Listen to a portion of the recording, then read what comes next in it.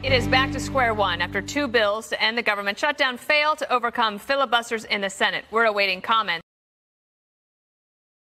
from President Trump. We'll bring them to you when we get them. Mitch McConnell and Chuck Schumer now talking about a temporary bill that would reopen the government for 3 weeks. The White House saying President Trump would sign it if it includes a large down payment on the wall. In the meantime, both sides are ramping up the heated rhetoric after President Trump postponed the State of the Union until the shutdown ends. This is after Nancy Pelosi blocked him from delivering the speech in the House chamber. Republicans and Democrats trading blows over who's to blame.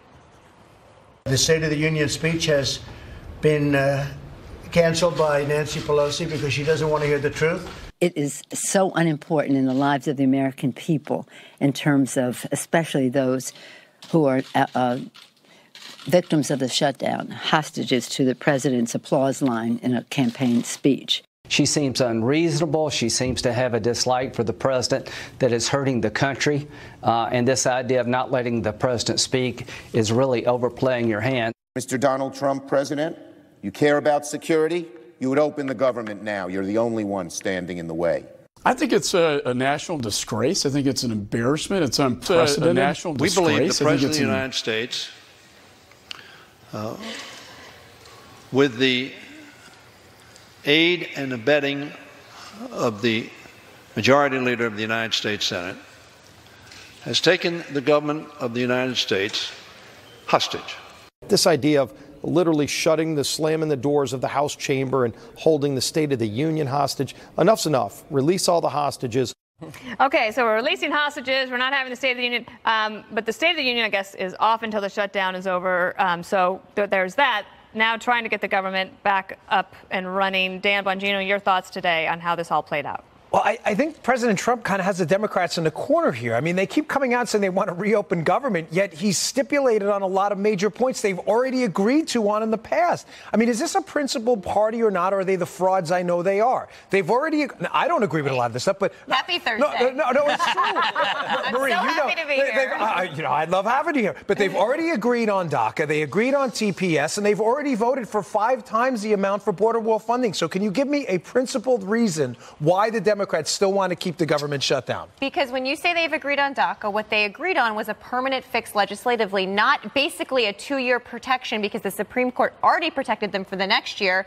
And basically, it's Donald Trump fixing a problem he himself made. No, Obama made the DACA problem. No, DACA was in force and was... No, that was an Obama thing. Yes, and President Trump withdrew so you agree it was an Obama thing? It was an Obama policy that Donald Trump withdrew from. Because it was completely against his Article 2 powers. It's fun when you two are here because it's like the two. No, but this is the challenge. DACA would still be in effect today if Donald Trump hadn't ended it. That is a fact. But it wouldn't be a problem at all if Obama didn't start it. Okay. You can tell those million people who were brought here through no fault of their own that they can leave and go to a home they've never known. You can tell them that if you'd like. I'm not going to. The problem now is the Senate today, I think, demonstrated to the president, and I think this is part of the reason Mitch McConnell brought both bills up, that neither plan has, Trump's plan doesn't have enough votes. The Democratic bill actually got more votes than the Republican bill, including from 5 Republican senators. So I think Mitch McConnell was making very clear to the president, this isn't good enough. And so now Lindsey Graham's talking to the White House. Maybe there'll be some movement here. But I don't want to wait 3 or 4 weeks to get movement while people still don't get paid and February 1st comes and they can't pay rent. That's what I don't want. Right. But what's the way, Jesse, to just break this whole logjam?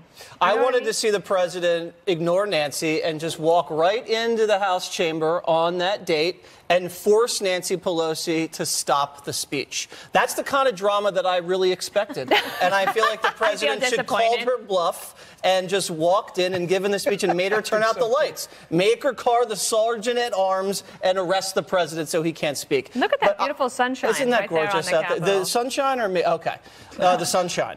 I think what's happening now is that you can't reason with Nancy Pelosi and you can't reason with the Democrats. You just have to beat the Democrats, okay? Is that what we should do? Because here's why. They're never going to actually vote for a wall, and the more facts you explain to them, the more expert testimony they hear, the more videos of little migrants crossing the border and no one stopping them. Tunneling under a wall. Cannot those videos change their opinion. They're dug in, and they're never going to change. So I don't know what they're going to have to do. He's going to have to give a big speech at a border city or something like that and cook up some deal in the Senate, because right now it just looks like a stalemate. Because that's what's on my mind, Greg, is what's the way to this is the back and forth for 34 days. You got a sad face? I just drew a little sad face.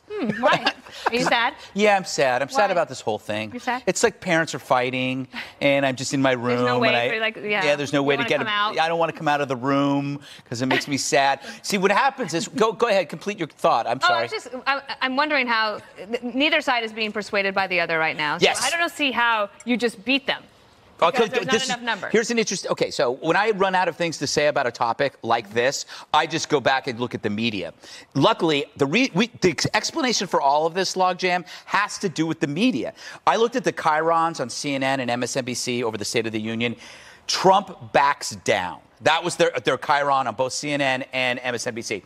So you see the business model at work, that they need the polarization, they need the conflict, they need this to keep going. So there's no incentive for the Democrats to actually compromise, because if they do compromise, their allies in the media will turn on them. So their resistance is constantly being validated by their favored media. So MSNBC, CNN do not want to compromise. Therefore, you will not have a compromise, even as Dan has stated. Trump has moved more than halfway. Yes. I mean, he's pissed. He's ticking off Ann Coulter, and that means you're doing something. You're compromising if you're ticking off Ann Coulter. I mean, look, we can all sit down and think there is a deal to be had. Let's say $5 billion for border security, including some barriers that Democrats have voted for before, in exchange for a permanent extension of DACA and TPS. That's like a compromise. I think we could all probably. The compromise is right there. So on the Daily Briefing, Donna Brazile said Nancy Pelosi is going to propose something tonight. Do you know anything about that? I know it's still being talked about. I don't have a good sense for what's in it. I have a feeling they won't go quite as far as I just did in terms of $5 billion for border security, including barriers. I think the biggest. Democrats do believe there should be barriers in many places. Can you say that again, please? Yes. You're repeat it so Nancy can hear. We've said it. Democrats have said it. But the Democrats why won't they vote for it? No, the point is, why won't they come up with a plan? Well, so they are right now. I know Speaker Pelosi's working on it. I also think that we now have what could be something to compromise off of. We've seen two bills that don't have enough votes. We now have a starting point for negotiations. My whole theory, though, has been let's have those negotiations. Those could take weeks. So we need to just reopen the government so people are getting paid. Well, here's an idea to get people paid. The House Republicans put forth 3 bills that would pay the furloughed workers while the government stayed shut down. And Nancy Pelosi and the Democrats killed all 3.